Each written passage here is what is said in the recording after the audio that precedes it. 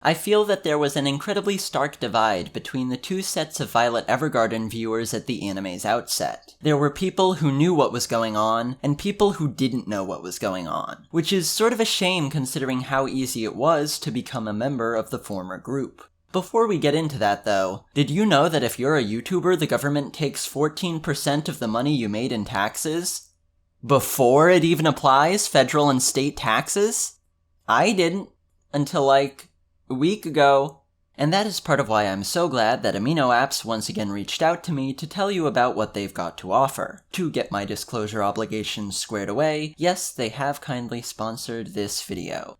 Amino Apps is a mobile collection of hubs for any fandom out there, from Stranger Things to Pokemon to YouTube itself, and gives you the ability to easily and effectively connect with other people who share your interests. Personally, I like the Dark Souls Amino, which features some really good fan art fitting of the franchise's great art direction, Gender Amino for spreading valuable knowledge, and the aforementioned YouTube Amino, since studying YouTube and YouTube audiences from a sort of anthropological perspective has always been a deep interest of mine. Now in the Anime Amino, you can browse a curated feed of user-created content, vote on polls and take quizzes, see what's happening in real time through the live layer, where there's always lots of activity going on, and chat with like-minded fans from all over the world. Now, I've made a poll myself in the YouTube Amino that you can go vote in if you download the app, which you can do via the link at the top of this video's description. Once again, thanks to Amino for sponsoring this video and saving me from the feds. Now, back into Violet Evergarden talk. Yes, as the series began airing, there were many people who bemoaned Violet's characterization, feeling she was dull, lifeless, unrelatable, and removed. But really, the entire central conceit of the series was Violet starting off in this somewhat childlike, innocent stage, and then gradually, little by little, growing and coming to understand what's important through her encounters with other people. And yes, this was all laid out publicly in an interview with the director of the show that came out 5 months before it started airing. As someone who was privy to this information, it felt like such a massive unaddressed point. It wasn't that Violet's initial characterization was beyond critique, or that it couldn't go against some audience members' taste, but that surely in making such a critique, in asserting your personal misgivings about this character, the roadmap laying out the eventual destination all of that was in service of reaching, that had been directly presented and explained by the people making the anime, was a set of information that would be supremely relevant, and something integral to those discussions. And it just wasn't. There were so many takes of, yeah, I just don't see where this is going. At this point, things feel directionless. When Taichi Ishidate had already gone onto MapQuest, printed those directions out, and handed them to the collective anime community on a silver platter, they were right there! Hey Pedantic, is this the second video in a row now where the basic premise just boils down to yelling at people to go read interviews? Yes.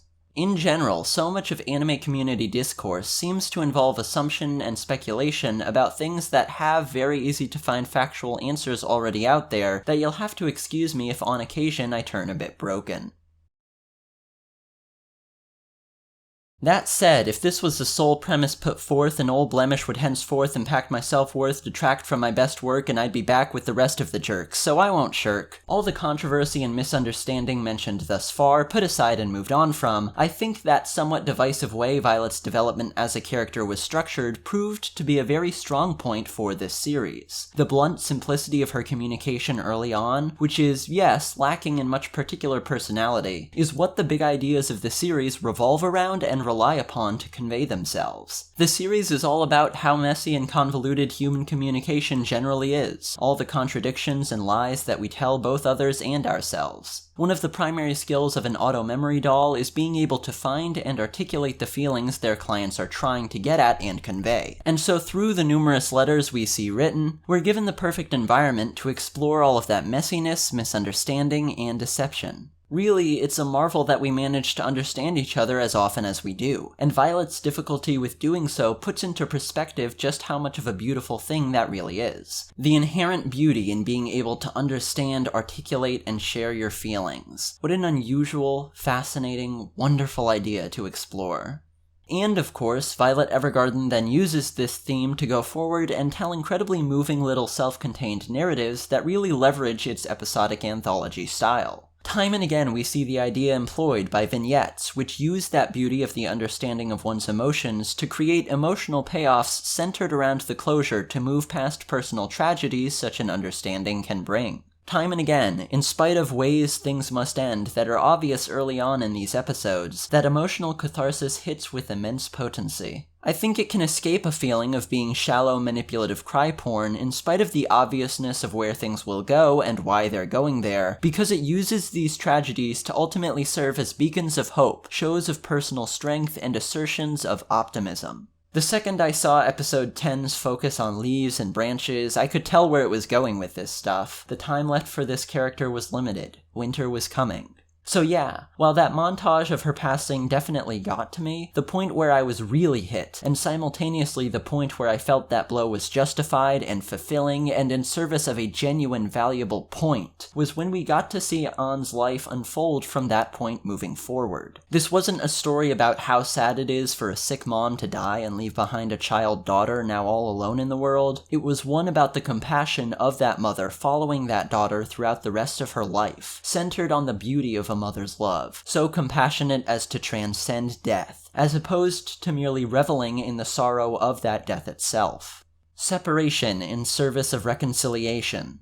Loss in service of overcoming that loss. Death in service of love. If you're looking for a substantive and purposeful use of tragedy, Violet Evergarden is at your service. 自動式人形サービスバイオレットエヴァーガーデンです。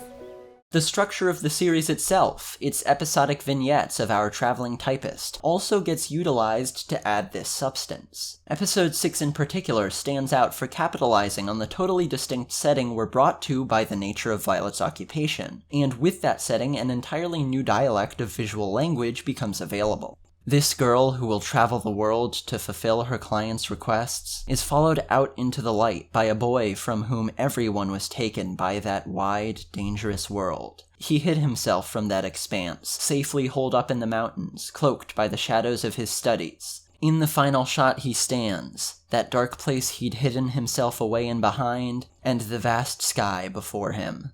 Basically every element that caused a lot of the early dissatisfaction about this series, from Violet's tough-to-empathize with personality, to the episodic format that got people thinking that personality wouldn't undergo significant development, were not only things which did not end up being issues, they were aspects of the series that directly contributed to some of its greatest strengths. And if only there'd been a bit more attentiveness to the reassurances from the director of what all of it was building towards, I don't think we would have needed to have nearly as much unease and disappointment when Violet Evergarden started airing.